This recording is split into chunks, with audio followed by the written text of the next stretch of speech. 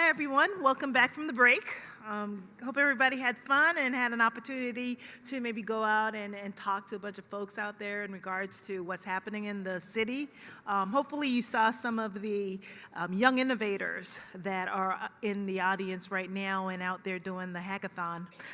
Speaking of hackathons, I want to introduce you to Jake Baskin. And Jake is from code.org. Jake is going to talk to us a little bit today about the hackathon that's currently happening and the outcomes and the results that we should be seeing later on today. Jake?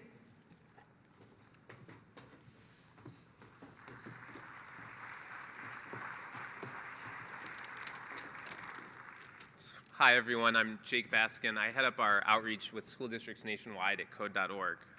And given who's in the room, I'm sure that all of you are already aware of the desperate need across all industries for people, students with computer science knowledge. To put a real number to it, right now there are almost 20,000 open computing jobs within the state of Pennsylvania. Well, at the same time, there were only 4,000 computer science graduates produced by the state last year. I mean, that is a huge gap between what we need and what we're producing.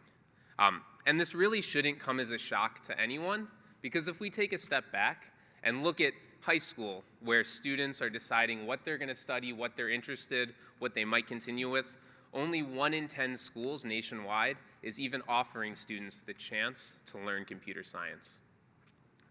And of that incredibly small sliver of the students that are out there who get exposed to this truly foundational skill, only 15% are young women, and only 8% are underrepresented students of color. We're eliminating from a huge swath of our population the skills and knowledge and problem solving necessary for really every single job that will be available in the next 20 years. If we project ahead to 2020, there are going to be 1 million more open computing jobs than students who are able to fill them. And I really think that this doesn't just extend to the Salesforces or Googles or Microsofts that we might think are looking to hire these people. This is every single field. I recently was talking with someone who's an HVAC technician, and they were just told that they need to learn to program because the final step of installing their systems required programming skills. This is really something we need every student to know to be college and career ready. So I work with code.org, and we're a nonprofit that is dedicated to expanding participation in computer science by making it available in more schools. We do this in a few ways. One is through advocacy. It turns out that there are actual policy barriers preventing students from taking computer science courses. Half of the states in the country still do not count computer science as a STEM course, right? You don't get any credit for taking the course. And Pennsylvania is one of those states. We also are working to demystify computer science through the Hour of Code. I don't know if any of you participated during Computer Science Education Week this past year, but so far we've had over 100 million participants worldwide, and of that 2 million were from the state of Pennsylvania. And there was one other one I'd like to mention, President Barack Obama, who was the first president to write a line of code in office. That was very cool to see. But I also want us to acknowledge that students need something after that first hour. And so, as an organization, we're working to provide high-quality curriculum and professional development to teachers, schools, and school districts so that they can continue to offer these courses to their students, and all of this at no cost to schools or districts. Today during lunch, I wanted to let you all know that there will be a hackathon with students from the String Theory School, a local innovative charter school whose students are already learning these essential skills and will be prepared for those 1 million jobs that are going to be available in 2020. I really encourage you to come by after you pick up your lunch. We're going to be in the room in the back with all of the bean bags. The kids would love to have some people cheering them on, and we'll be giving away great prizes.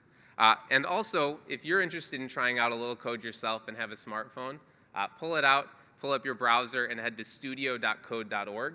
I don't know about you all, but I'm a big Frozen fan, and you can have Anna and Elsa creating snowflakes in no time. And then I should say that if anyone in the room works with a school or district that's interested in ensuring its students are learning the really foundational skill of the 21st century, please stop by and introduce yourself. We're always on the lookout for new partners. And again, I want to really clarify that it is all at no cost to districts, and we work in a way that doesn't even require finding new computer science teachers. We train teachers and develop them so that they can become computer science teachers. Last, I do want to say a very quick thank you to our generous partner, Salesforce, whose support has really made it possible to bring computer science into many more classrooms than we would have been able to initially. So last, I really do know that the students are looking forward to seeing you there cheering them on, so please come by, introduce yourself, and see what they're doing. It's incredible to see what students as young as kindergarten are able to do with computer science.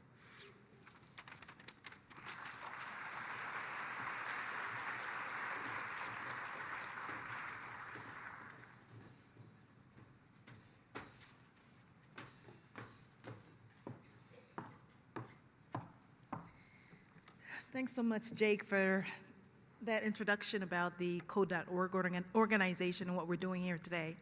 Before the mayor comes on, I just wanted to give a short introduction for him. I'm going to go off script, and I can, because this might be the last time that I get to do that.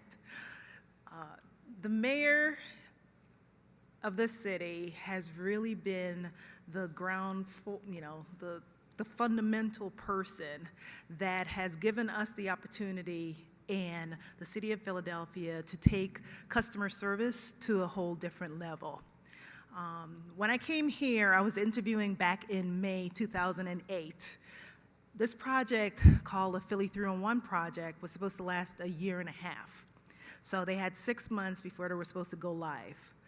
So my job was to come in and really get this thing rolling, and there were a lot of good people on that team. And one of the things that I had to do was meet with the mayor, and I'm all excited. I'm going to meet with this mayor. He's been in office for 5 months, read his whole platform, the whole 9 yards. And I get there, and after waiting, he had a little bit of bantering, and he said, and I asked him, I said, well, what does success look like to you? The only thing I remember him saying was, I want the phones answered by the 3rd ring. Now, in my world, that's awesome. Like 20 seconds, I can do this. I've been doing this for so long. Those are some of the key metrics that we had. But what he started doing, and this is not about just telling folks what to do, is actually walking the talk. Before we launched in December of 2008, he came down we had a smaller operation at that time, and it was him, his staff, the managing director at the time, along with some 311 staff that we had there. And he actually went through his philosophy and what he believed in, and the platform that he had provided to the residents of Philadelphia, and they elected him on. And the goal was around customer service and public service. And again, being in that mode, I'm just, we have a lot of things to do. I got 6 months to get this thing up and running. And he talked a little bit about this thing called the oath, and the oath of the Athenians, city and state. And it's an oath that they did back in ancient Greece, that when you became a public servant, you had to do the public service oath. And I remember the last phase of it, and we all got a copy, and the last phase was, we will transmit the city not less, but better, greater, and more beautiful than it was transmitted to us. And at the time, I never really thought about it. It was just another, oath, another charter, another I promise, a pledge, the whole 9 yards.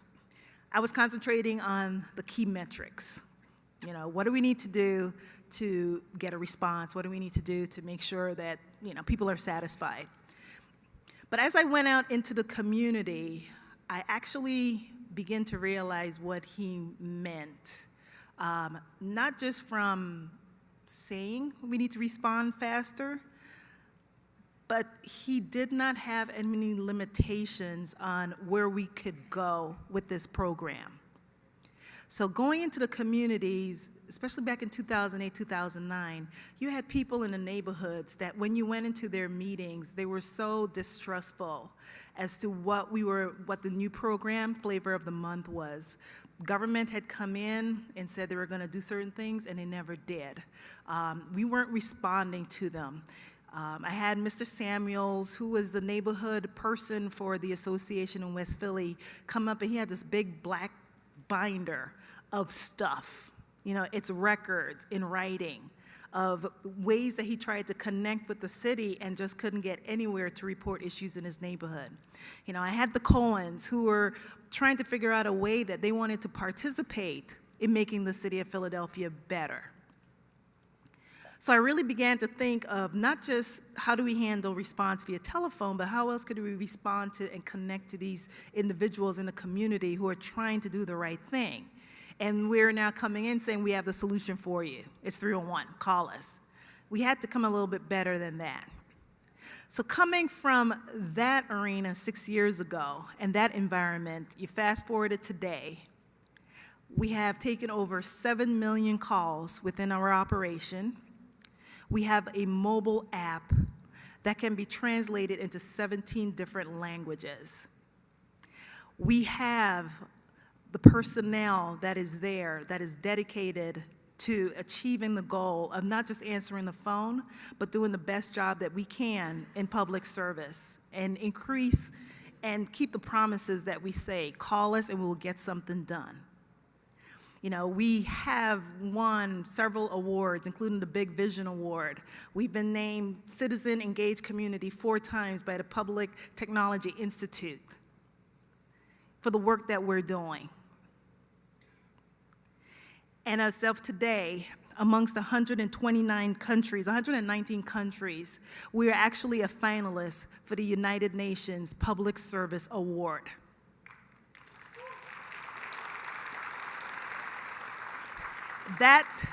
Those recognitions and what we've done is not siloed. It is not Rosetta.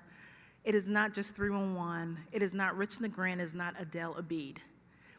You have folks that are dedicating themselves to being public servants, and we have the fiduciary responsibility to really help take a lot of that load off of their shoulders when it comes to making it easier for them to get the job done. When it comes to providing access and availability and accuracy and transparency of data to our residents, visitors, and businesses. We have that responsibility. That's on us as leaders to take away all that weight off of our staff and put that on our shoulders. And that could not happen today, and I wouldn't stand here today, a job that I thought I would last maybe a year, because this was just another open up a call center, which I've done multiple times, you know, from 6 weeks to a year. I thought I would just be in and out. 6 years later, I'm standing here thanking the mayor of City of Philadelphia for having the support and the vision to making customer service and the customer experience a strategic goal, his goal number 5. We need to value that, we need to understand that, and we need to drive towards that. And with that being said, I would like to show you a short video of an homage that really the 311 employees put together for the mayor and for all of the great work and the leadership that he has brought to the table.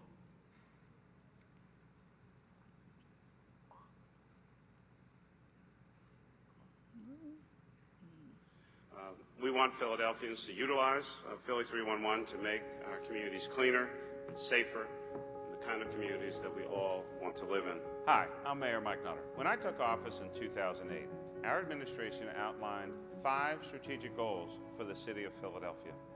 One of these goals was Philadelphia city government works efficiently and effectively with integrity and responsiveness. We created Philly 311, Philadelphia's non-emergency call center, as a way to make city government accessible, accountable, and to improve the citizen-customer experience. Prior to 2008, there was no customer contact center for the city.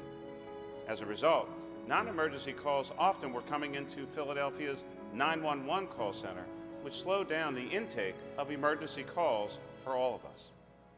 So a number of things had to take place in order to implement the operation. One was to really decide what that model was going to look like and what the components of the operation would be. What type of technology would be available to support such an initiative. Location was certainly a key in terms of where it would be housed. You had to look at staffing and what the staffing needs were and how you could support it based on the model that was decided. We meet customers where they are, no matter how they want to engage with us. In addition, we introduced in 2012 a mobile application that actually gives customers 24-hour access at their convenience. They don't need to be tied to their desktop to do that. And in fact, our mobile application is the first in the nation that actually has dynamic language translation in 17 different languages.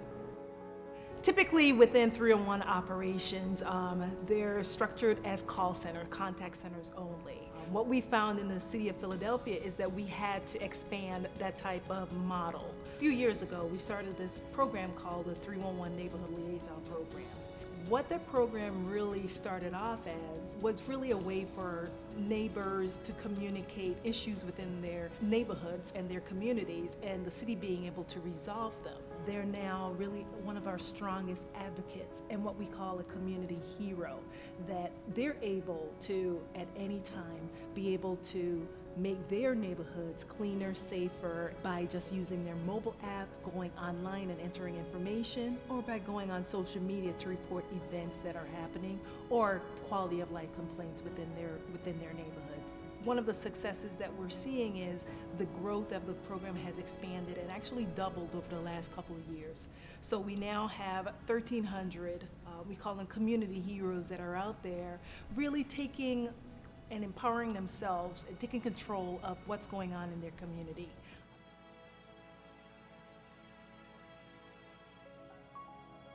So we're partnering with Salesforce, and we are the largest municipality that Salesforce has ever worked with. So we're really kind of the flagship around how we're doing this, because we are the first large city to run this platform to this scale, around the scope of, making it available to 1.5 million people, who many of which are living well below the poverty line. And this tool is going to enable us to provide the level of service that our citizens deserve.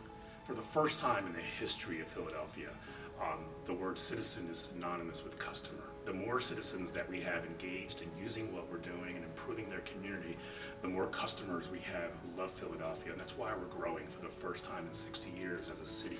And the most exciting part of the platform and the technology and where we're going is not where it is today, because it's important and it's a great product and we're doing interesting things. It's the potential and where we hope to go. That the sky is the limit around doing new things in new ways and creating the environment for innovation and creativity around those relationships. I'm very proud of the work that Philly 311 has accomplished, and I am confident that other cities will soon follow Philadelphia's model of actively connecting with citizens in a meaningful way.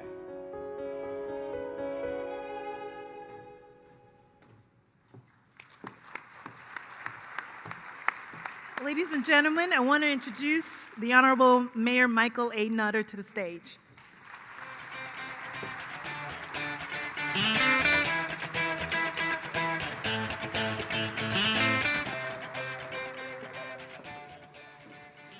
Okay.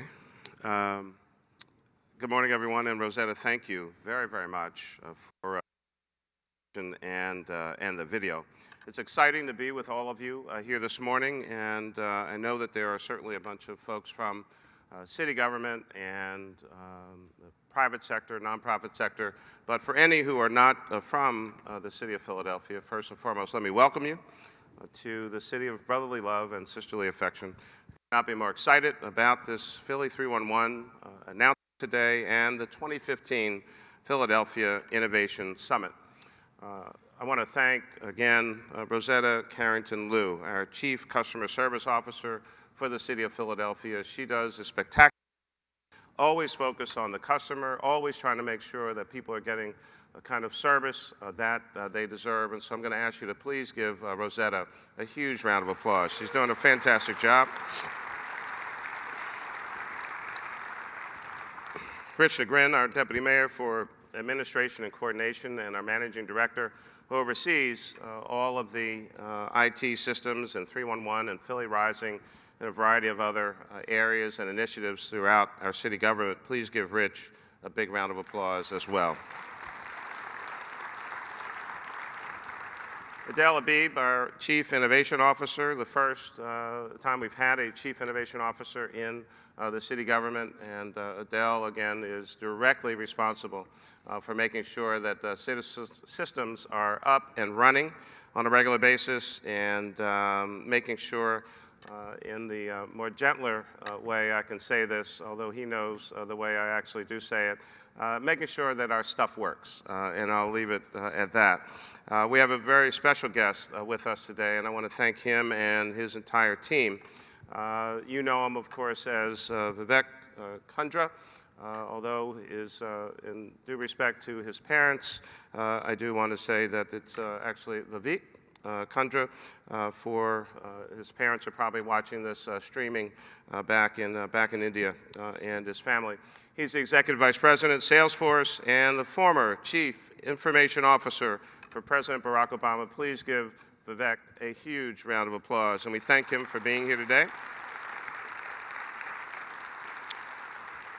And to all of you who came to participate in today's event, I'm certainly very, very excited and very pleased to be here and to be a part of this Innovation Summit, and to announce officially that Philly 311, our customer service platform, has successfully been upgraded and fully implemented. Please again give Rosetta and Adele and Rich a big, big round of applause.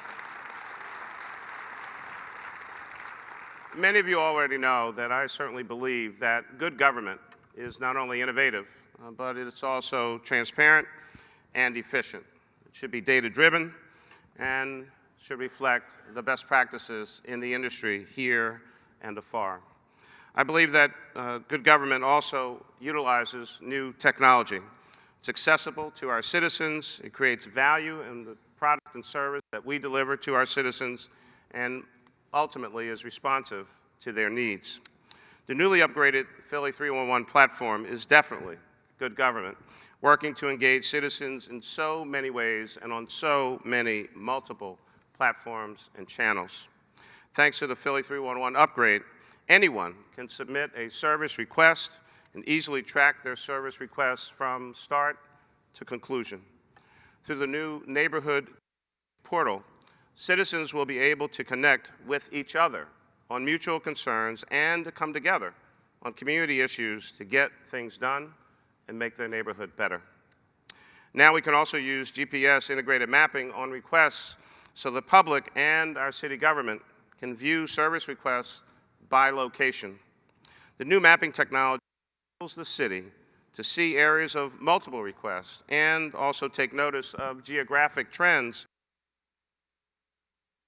in planning and providing a unified response to those requests. Also, the Philly 311 upgrade allows for better data mining, meaning that when the public uses the 311 system, city officials can identify trends for incoming requests in real time and also use that information in a variety of ways, such as anticipating the needs of citizens and to respond accordingly, while also potentially informing and helping to change local policies. The Philly 311 upgrade allows all of us and all of our relevant departments to access a citizen's request and see that request even across other departments, again in real time, improving our own internal communications. No longer will citizens have to call multiple city numbers or departments to find the right place as to where their request ultimately ended up. And if somehow a request is misdirected, it will automatically be rerouted to the proper department or agency. It is certainly my hope that this new platform will greatly improve our city services based on requests. Early in our administration, I announced that we were putting aside $120 million in capital funding over a number of years to make the investments in 8 major innovation projects for technology infrastructure upgrades. The upgraded Philly 311 platform is one of the first of these major projects to be completed, and I'm very, very proud of all of our public employees who worked on this project. please again recognize all of our public servants who worked on this platform.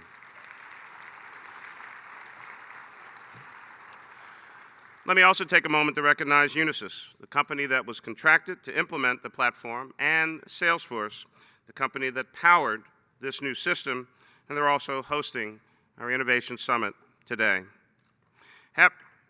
For both Unisys and Salesforce, thank you. That was what that pause was for. Having all of you here to participate in these discussions and to see the new Philly 311 upgrade platform in action demonstrates an excellent example of how we can engage citizens and improve the customer experience by innovating within our city government. Our administration is working to make technological innovation actually the standard and common practice for our Philadelphia government. In order to do that, we need to encourage communication between and among our citizens, between and among city departments and agencies, and certainly between the public and their government. We work for you each and every day. The Office of Innovation and Technology, under the leadership of the Managing Director's Office, has taken up the charge of creating a more comprehensive culture of innovation. Some examples. The Innovation Fund, which generates, assesses, and prioritizes ideas and then matches them with the appropriate resources and partners for implementation. The Municipal Innovation Academy, a pilot learning program in partnership with Philadelphia University that teaches city employees about the principles of innovation.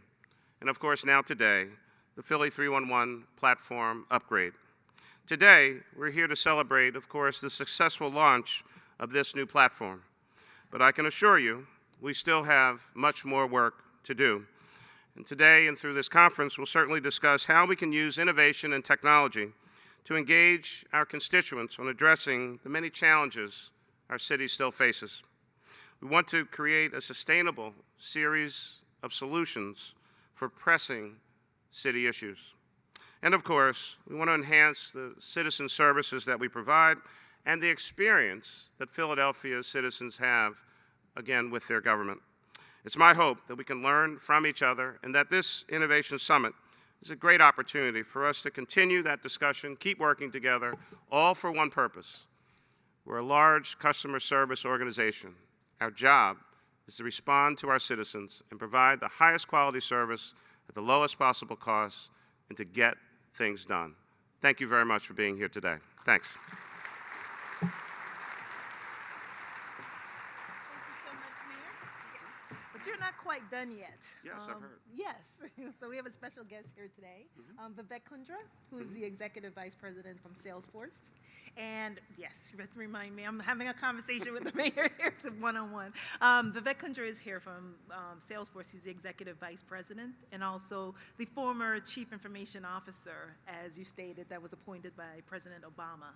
So let me welcome Vivek on stage. And I'll let these guys begin their chat.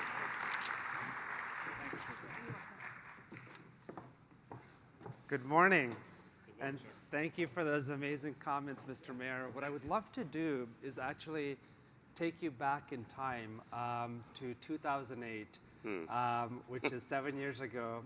You were just elected and had these amazing aspirations of creating the safest city in the country, attracting the best entrepreneurs, making sure that you're fundamentally improving education and public safety, Right. and the economy collapses. Yeah, that, So walk us through how, over the last 7 years, you've been able to use technology to drive the transformation that we see today. well, yeah, I mean, the recession did kind of get in the way and caused us, in some instances, people have asked me, what have we not done as a result of the recession, the Great Recession? And I think the honest answer is, it's not so much what we haven't done, it was really more about the timing of things. Because we actually have done most of the things that we wanted to do, notwithstanding the recession, but many were pushed back. So for instance, today's announcement probably would have been made a couple of years ago, but we started 311 within the first year. I think it went live on December 31st, 2008. When we laid it out, it was a multi-phase project with continued investment over the next 2, 3, 4 years. Philly 311 and every department and agency took cuts as a result of the recession, so we weren't able to make some of the upgrades and investment and improvements in that particular area that we wanted to. I wanted to hire 400 more police officers. We had to delay the hiring of officers, while at the same time we experience anywhere from 18 to 25 retirements a month over in the police service. Notwithstanding that, we had a 15% reduction in homicides in our first year and 8% in our second year, even though we did not have the number of officers that we wanted. And that's a great credit, of course, to Police Commissioner Ramsey, the entire command staff, and the Philadelphia Police Department. And I'd just ask, if you point of personal privilege, we really should recognize them for the great, great work that they've done, the Philly Police Department. And so, you know, we spent the last half of 2008, probably through most into the summer, fall of 2010, cutting budgets, cutting back, raising people's taxes, in some instances giving them less service, and folks were pretty upset about all of that. And things didn't really start to level out until late 2010 or so, just kind of even. And then in 11 and 12, we started to see some upticks, and so we were then able to start making more of these investments that we had actually planned for in 2008 and 2009. Many were delayed for 2, 3, sometimes 4 years. Wow, and you know what's really interesting about the story of Philadelphia is that with your capital improvement projects, you actually decided to spend a lot of that money in the front office. So whether that's 311, whether it's on the revenue side or licensing and permitting, where a lot of mayors historically have continued to throw good money after bad money in IT projects that never deliver. Could you talk a little bit about that philosophy and how you approach this $120 million fund and investing in the front office? Yeah, and that was, again, you know, the city government, and not just ours, I mean, most city governments and even state governments across the country, they have a capital budget for that upcoming year, and then we have a capital plan, which is 6 years.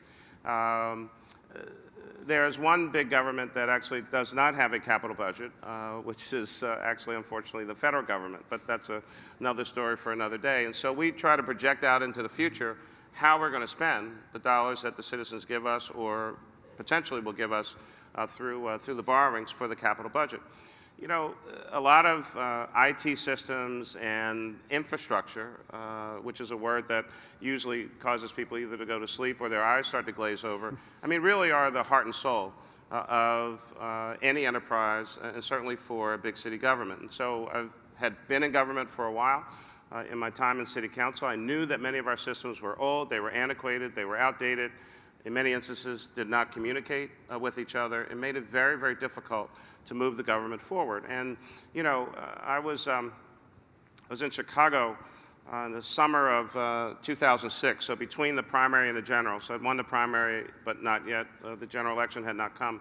And I went out to see Mayor Daley in Chicago and Mayor Bloomberg in New York, two great mayors, and I wanted to hear, you know, some of the things that they've been doing. And actually seeing the 311 system in Chicago, this one person got so excited about this new server that he was getting. I had never seen someone so excited about a server. You would think he'd just gotten like Super Bowl tickets, but I mean, this is a technology issue. We don't do ribbon cuttings for IT systems as we might do for a park or a building or something like that. But, you know, it is so important on the front end to get these systems right, to get them working. Implementation, even in the best of circumstances, takes time. And in government, often time is not your friend, especially if you're in the mayor's office, because I mean, you have a set amount of time that you can stay. And so we made that investment, articulated that investment, and have begun those investments. And you know, we're seeing the result. So another area, you know, where mayors around the world, where mayors around the world are kind of confronting this new landscape of technology. So when you look at citizen expectations, whether it's Uber or Airbnb, or what's happening with ZocDoc, the ability to make an appointment with your physician or get a car to take you from point A to B Right. is so frictionless and simple. Yeah. Yet when most people are dealing with their government, they're having to wait in a long line, Right. submit a 3-part paper form, or hold on the phone for hours.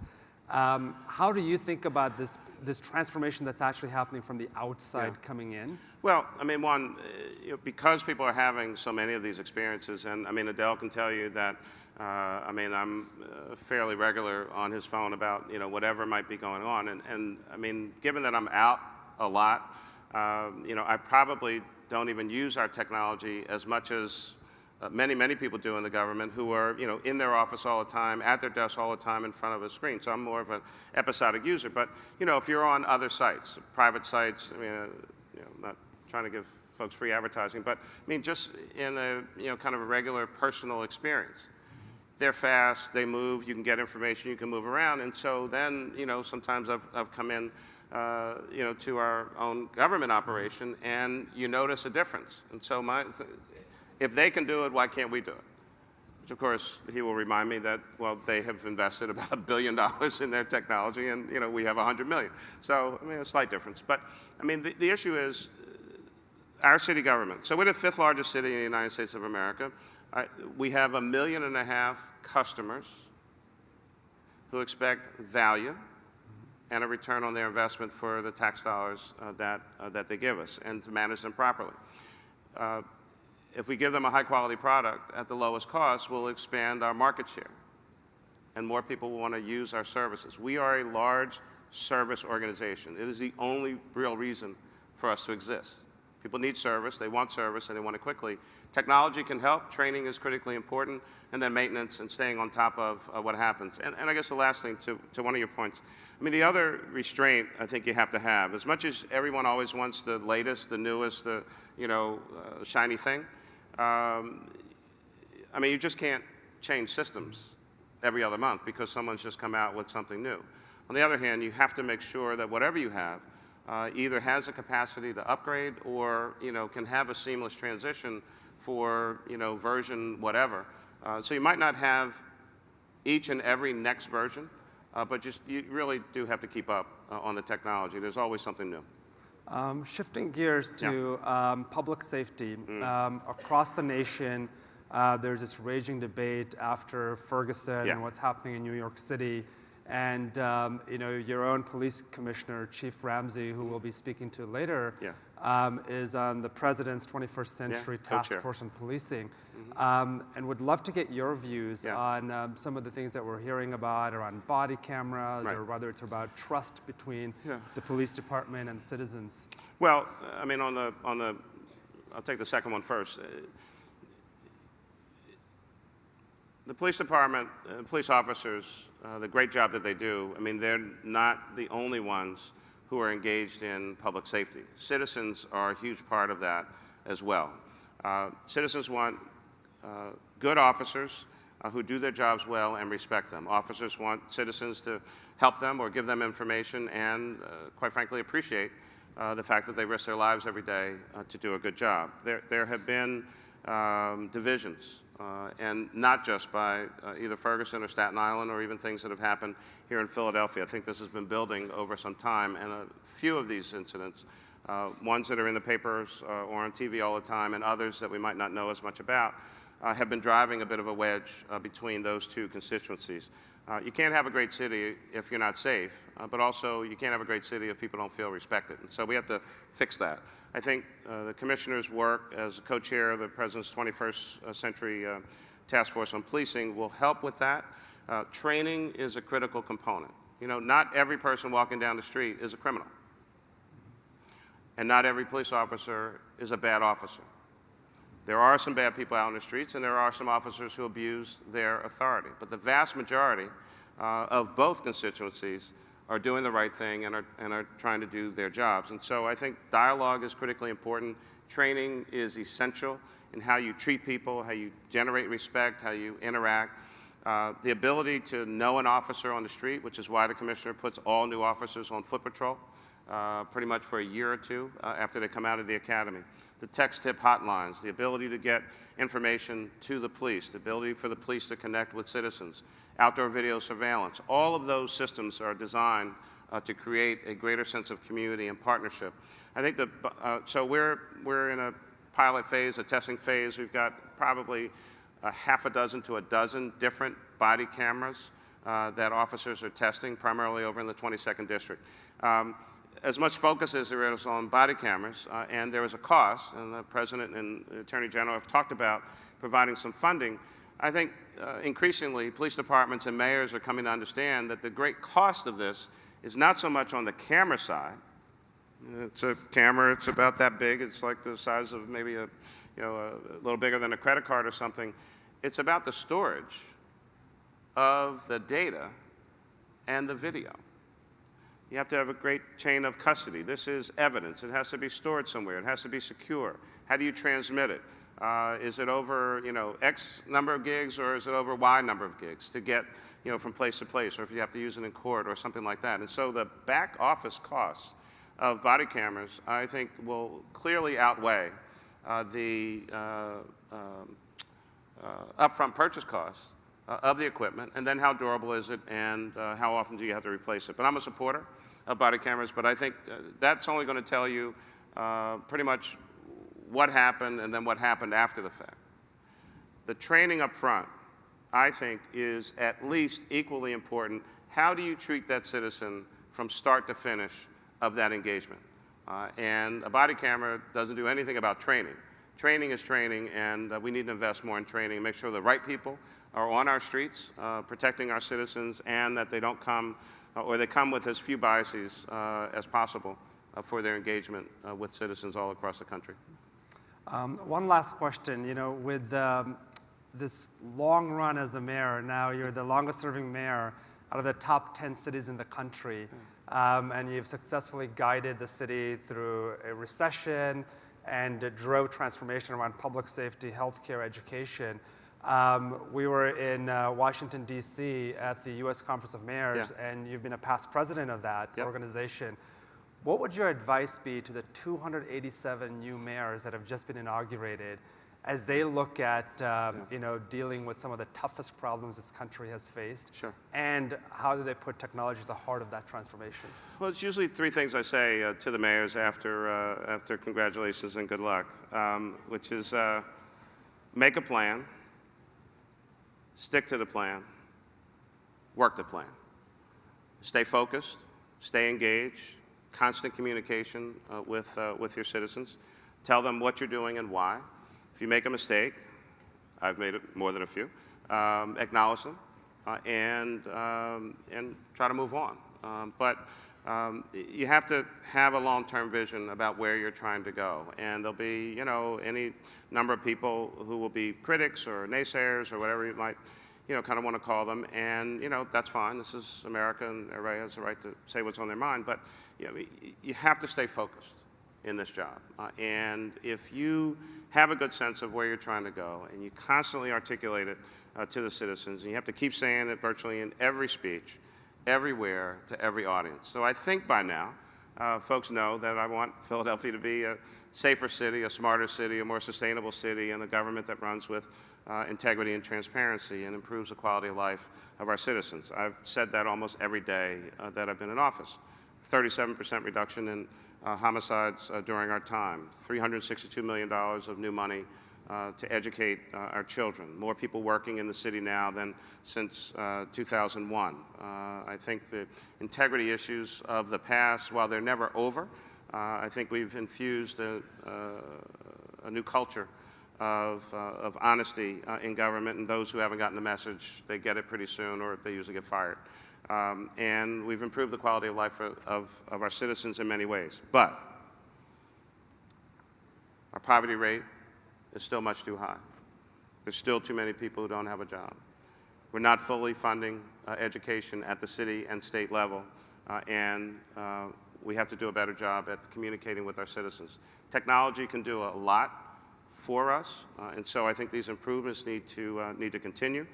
We will not have solved all of the technological issues for the city of Philadelphia during my time, and that work needs to needs to continue. But technology is not about replacing people. Technology is about helping the folks you have do a better job, do a more efficient job for the citizens, which, from my perspective, every public servant at their heart and soul always wants to do a better job for the citizens of this city. And so technology is a tool. It's not the full answer, but it is a big component of how you make a city better. And I think we need to embrace it, not be afraid of it, be mindful of what it can do and what it can't do, and constantly communicate with our citizens about what we're trying to do and why. Well, Mayor Nutter, thank you very much for your leadership and public service and for transforming the city. Appreciate it. Thank you so much.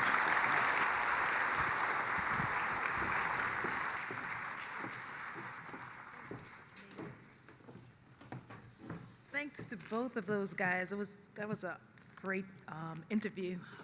Well, it's time for us to break for lunch. We're going to be back here at 1:30. And while you're at lunch, I would encourage you to check out the Youth Innovators Hackathon that's going on in that back room behind these curtains right here. And that's sponsored by code.org, and the students are from the String Theory School, as well as there are other vendors and local technology folks that are also out in that area. I would encourage you to network and just, see what's happening and look at the technology and innovations that's going on within this summit right now. Again, I'll see you guys at 1:30. Thank you.